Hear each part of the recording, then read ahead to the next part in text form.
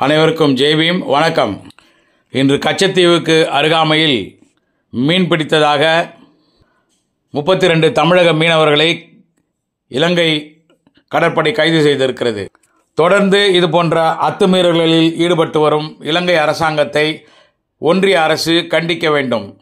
மாநில அரசு இதற்கான தக்க பாதுகாப்பை அளிக்க வேண்டும்.